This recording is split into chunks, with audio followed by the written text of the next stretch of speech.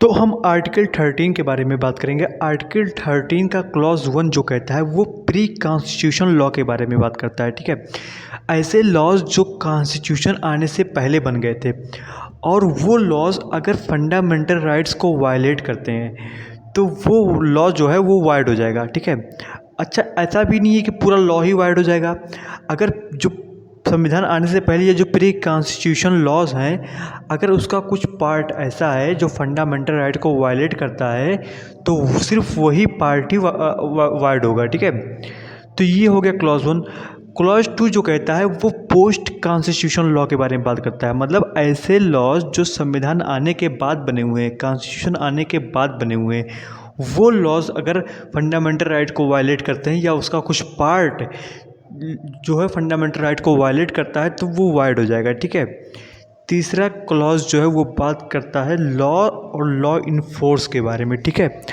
अब लॉ जो है, लॉ का मतलब होता है ऑर्डिनेंस, ऑर्डर।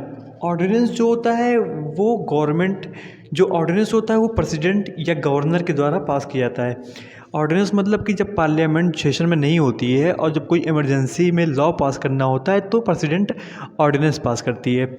ऑर्डर हो गया, ठीक है। बाई लॉ हो गया जो लोकल गवर्नमेंट अपने लॉज बनाती है।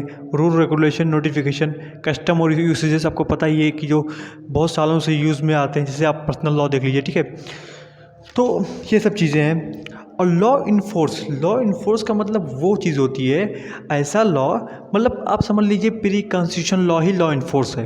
मतलब ऐसे लॉ जो कि कॉन्स्टिट्यूशन से पहले आए हुए हैं और वो या तो ऐसे, या तो वो भी या भी हो सकता है कि जो प्री कॉन्स्टिट्यूशन लॉ वो यूज़ में ना हो, ठीक है, उनका कोई काम ना हो, या वो ऑपरेट, उनका जो कुछ पार्ट है वो ऑपरेट ना हो रहा हो, लेकिन वो अभी भी वो लॉ कहलाएंगे, ठीक है। अगर जब तक वो रिपील नहीं हुए, उनको ख़त्म ना कर दिया गया हो। बेसिकली जो लॉ इन्फोर्स हुआ है वो यही हो गया कि जो प्री कॉन्स्टिट्यूशन लॉ है, ठीक है, अगर उनको रिपील नहीं किया गया है, उनको वाइड नहीं किया गया है तो वो लॉ इन्फोर्स हो जाएंगे, ठीक है।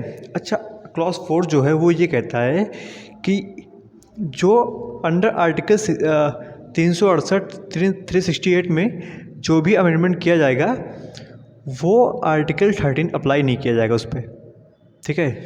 जो अमेंडमेंट 368 के अंदर किया जाएगा वो डॉक्ट्राइन, ये जो सॉरी आर्टिकल 13 उस पर अप्लाई नहीं होगा।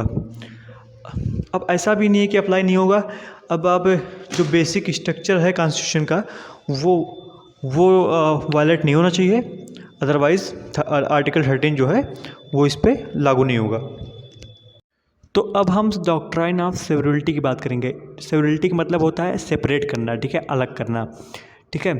अच्छा, ये अब ये बात करता है कि जो भी प्री कॉन्स्टिट्यूशन लॉज हैं या पोस्ट कॉन्स्टिट्यूशन लॉज हैं, ठीक है, या तो संविधान से पहले बने हुए लॉज हैं या संविधान के बाद बने हुए लॉज हैं, उस लॉज में अगर उनका कुछ पार्ट है, जो कुछ पार्ट है, ठीक है, अगर वो फंडामेंटल राइट को वायलेट करता है तो तो वो जो है, जो कुछ पार्ट है वो वाइड होगा, पूरा लॉ ही वाइड नहीं हो जाएगा। जैसे अब मैं आपको बता दूं, जैसे ए गोपालन जो और से स्टेट ऑफ मद्रास में जो एक केस था, उसमें जो है section 14 of preventing detention act जो है वो जो है फंडामेंटल राइट को वायलेट कर रहा था, ठीक है, इनकंसिस्टेंट था। तो सेक्शन 14 जो था वो रिमूव कर दिया गया। ये नहीं कि पूरा लॉज ही प्रिवेंटिंग डिटेंशन एक्ट पूरा रिमूव कर दिया गया, सिर्फ उस सेक्शन 14 को रिमूव किया गया, ठीक है। पूरे लॉज को याद रखना, पूरे एक्ट को रिमूव नहीं किया, सिर्फ सेक्शन 14 को रिमूव किया, क्योंकि सेक्शन 14 जो है वो फंडामेंटल राइट को वायलेट कर रहा था। Section 14 of preventive detention act violate कर रहा था फंडामेंटल राइट को, तो सिर्फ उसको रिमूव किया गया, उसको सेपरेट कर दिया गया। तो डॉक्ट्राइन ऑफ सेवरेलिटी का मतलब यही होता है, ठीक है। अब जैसे मैं एक आरएमडी का केस है वर्सेस यूनियन ऑफ इंडिया, उसमें जो है सिर्फ जो गैम्बलिंग पार्ट था, जो गैम्बलिंग लॉ पार्ट था उसको रिमूव कर दिया गया, ठीक है। ये नहीं कि पूरा लॉ से रिमूव कर दिएगा। आप एक एग्जांपल से समझिए, जैसे कि आप स्कूल में पढ़ते हैं, ठीक है। अब स्कूल का ये रूल हो गया कि नहीं, अगर आप यूनिफॉर्म पहन कर नहीं आएंगे तो आपको एग्ज़ाम से ही बैन कर दिया जाएगा, तो ये तो अनफेयर हुआ। तो अब ये जो सिर्फ वो जो लॉ है ना, जो जो वो नॉर्मल सा पार्ट है लॉ का, कि जो उन्होंने रूल बनाया कि यूनिफॉर्म पहन के नहीं आओगे तो आपको एग्ज़ाम से बैन कर दिया जाएगा, वो उस चीज़ को रिमूव कर दिया गया। ये नहीं कि सारे जितने भी नियम हैं यूनिफॉर्म से रिलेटेड उसको रिमूव कर दिया गया, सिर्फ उस पार्ट को रिमूव कर दिया गया जो कि इनकंसिस्टेंट है, जो कि फंडामेंटल राइट को वायलेट किया जाता है। पूरे लॉज को उसमें हम वाइड डिक्लेयर नहीं करेंगे, इनवैलिड नहीं करेंगे, ठीक है। तो ये है डॉक्ट्रिन ऑफ सेवरेबिलिटी, सिर्फ सेपरेट करते हैं उसमें। अब हम बात करेंगे डॉक्ट्राइन ऑफ इक्लिप्स की। तो सबसे पहले डॉक्ट्राइन ऑफ इक्लिप्स जो है उसका मतलब होता है हाइड करना, ठीक है, छुप जाना, छुपा लेना। अच्छा, जो डॉक्ट्राइन ऑफ इक्लिप्स है वो जो ऐसा है कि इसमें कहता है कि फंडामेंटल राइट जो है वो प्रोस्पेक्टिव नेचर के होते हैं, ठीक है। अच्छा, डॉक्ट्राइन ऑफ सिविलिटी जो है जो था उसमें जो है परमानेंटली चीज़ों को वाइड कर देता है, लेकिन इसमें वाइड नहीं करता, इसमें सिर्फ इनएक्टिव कर देता है कुछ समय के लिए। डॉक्ट्राइन ऑफ इक्लिप्स तब अप्लाइड होता है जब कोई जो ऐसा जो सबसे पहले तो जान लीजिए जो प्री कॉन्स्टिट्यूशन लॉ पे ही अप्लाइड होता है, ठीक है। जो लॉज संविधान से पहले बने हैं उन पे ही ये लागू होता है, ठीक है। ये नहीं कि जो पोस्ट कॉन्स्टिट्यूशन लॉ है उस पर लागू नहीं होता है, वो तो शुरू से ही वाइड हो जाता है, उस पर लागू ही नहीं होता। तो सबसे पहले जो जान लीजिए डॉक्ट्रिन ऑफ इक्लिप्स जो है प्री कॉन्स्टिट्यूशन लॉ पे अप्लाई होता है, ठीक है। तो डॉक्ट्रिन ऑफ इक्लिप्स जो है ये कहता है कि जो प्री कॉन्स्टिट्यूशन लॉ है, ठीक है, अगर वो इनकंसिस्टेंट है फंडामेंटल राइट से या उसको वायलेट कर रहे हैं, ठीक है, तो वो पूरी तरीके से वो वाइड अब इनिशियो नहीं होगा। ये नहीं कि शुरू से ही वाइड हो जाएगा, वो पूरा वाइड नहीं होगा। वो जो है कुछ समय के लिए इनएक्टिव कर दिया जाएगा, उसको छुपा लिया जाएगा। इक्लिप्स मतलब क्या होता है? हाइड करना। कुछ समय के लिए उसको अनइन्फोर्सेबल कर दिया जाएगा, ठीक है। अच्छा, अब एक क्वेश्चन ये आना चाहिए कि कुछ ऐसे भी फंडामेंटल राइट्स होते हैं जो कि नॉन सिटीजन्स को नहीं दिए जाते हैं, ठीक है, तो उनका क्या होगा? तो जैसे आर्टिकल 15 हो गया, 16 हो गया, 19 हो गया, 29 हो गया, 30 हो गया, ये ऐसे फंडामेंटल राइट हैं जो नॉन सिटीजन्स को अवेलेबल नहीं है। तो इन पे जो है वो प्री कॉन्स्टिट्यूशनल लॉ जो वायलेट कर रहा था फंडामेंटल राइट को, तो वो जो है वो अप्लाई करेगा नॉन सिटीजन पे, ठीक है, क्योंकि उन पे तो उनको तो ये फंडामेंटल राइट दिया ही नहीं गया है 15, 16, 19, 29, 30, ठीक है, तो उन पे अप्लाइड होगा।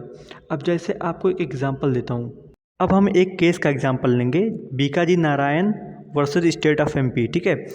इस केस में जो है कुछ सेक्शन, ठीक है, मोटर व्हीकल एक्ट 1947 के वायलेट कर रहे थे आर्टिकल 19 को, ठीक है।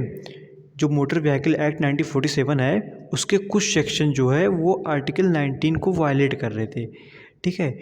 तो जो वो सर्टेन सेक्शंस थे उसको कुछ समय के लिए इनएक्टिव कर दिया गया।